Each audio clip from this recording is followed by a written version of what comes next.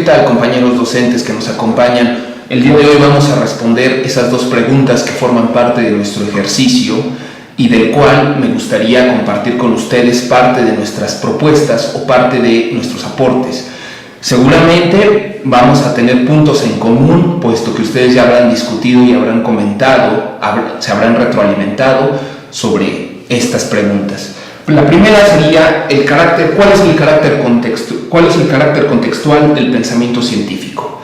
Primero que nada me gustaría contextualizar que el ser humano se ha caracterizado por establecer siempre dicotomías.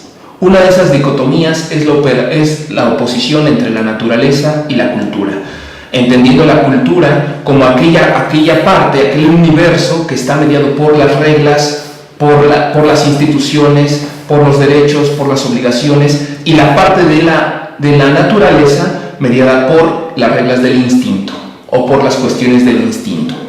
En ese sentido, el ser humano siempre ha buscado distinguirse de sí mismo frente a otros grupos culturales y también asociarse como miembro de otro grupo específico, lo que a su vez va a permitir separarse de los animales, planteándose como un ente diferente. Un ente diferente que siempre se pregunta ¿por qué estamos aquí? ¿Quiénes somos? ¿Por qué la muerte? ¿Si existe o no un ser supremo? Etc.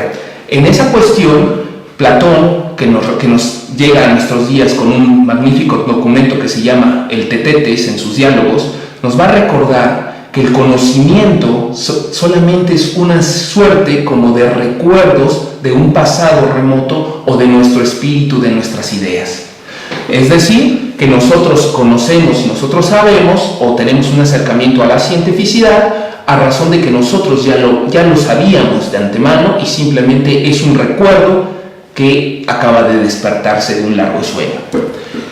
Este principio o esta noción de conocimiento va a trascender hasta la Edad Media, momento en que se radicaliza esta postura donde se le da un peso fundamental en lo que va a ser la época oscurantista. Se le va a dar un peso fundamental a la creación, a la postura creacionista, a la postura de un ser divino, un ser espiritual, que nos va a heredar todas nuestras formas de conocimiento, lo que conocemos, lo que debemos dominar y lo que debemos atender.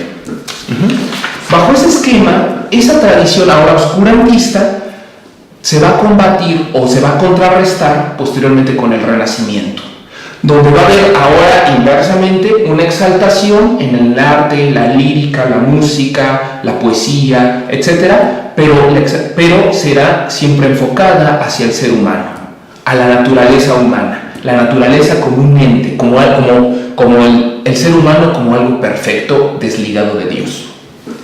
Sin entrar en debates teológicos, ni mucho menos, en este momento me gustaría recordarles también una magnífica obra que seguro ustedes ya han revisado, que es El Principito, en donde la parte del Renacimiento se asocia a este geógrafo, quien puede cuestionar a toda persona que le llegue, pone en duda su conocimiento, pero a la vez nadie le puede contradecir. Esa es la postura o esa es la esencia que nos ha llegado hasta tiempos contemporáneos sobre la ciencia. Una temática que nos va a dar una realidad absoluta, nos va a hablar sobre una panacea, una totalidad, y donde los elementos que no estén o que no formen parte de ese orden que nosotros ya establecimos mediante la ciencia, quedarán fuera, o simplemente quedarán como objetos o elementos y fenómenos que tendrán que ser investigados más adelante. Sin embargo, no logramos o no se logra vislumbrar que aquel desorden en realidad encubre un orden bajo su propio sistema y sus propios elementos, y se vuelve desorden para nosotros a razón de que nosotros simplemente no le comprendemos. ¿Y por qué razón no le comprendemos? Porque se ha roto ese vínculo entre lo humano y lo espiritual.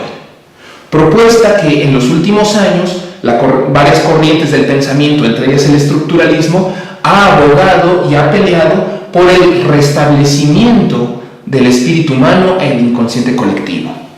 Sin entrar tanto en detalles de este tipo, se puede observar de que las ciencias sociales se pueden asociar a un banco de peces.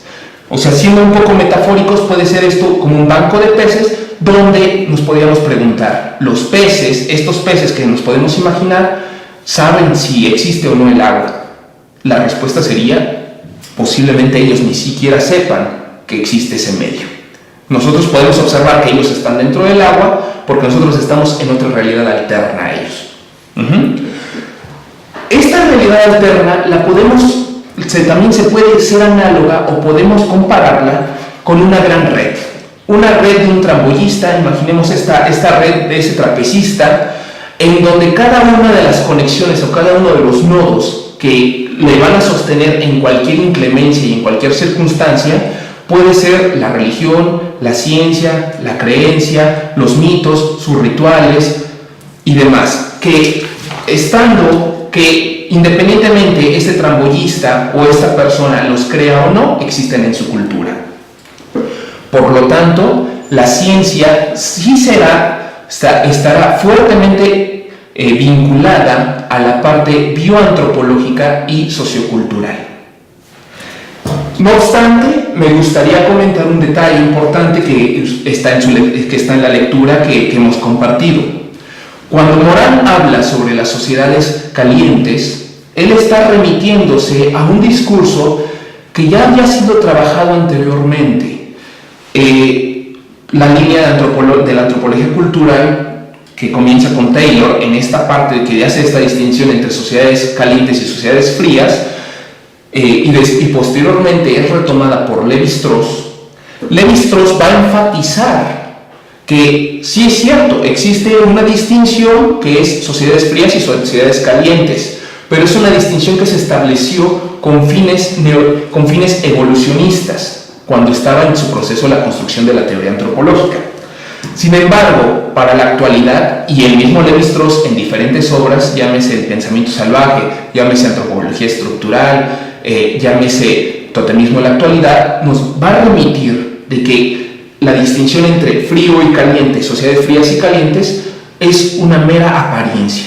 En realidad no existe esa distinción, donde él va a remitir a una forma de pensamiento que es el bricolage y el pensamiento ingeniero, donde ambos van a resolver los mismos fenómenos, las mismas problemáticas con distinta forma, pero sin embargo ambos estarán vertidos en el campo de la cientificidad. Se ha pensado sociedades frías para sociedades primitivas, se ha pensado sociedades calientes para sociedades avanzadas. Esta distinción ha sido derrocada a principios y mediados de este siglo. Muchas gracias.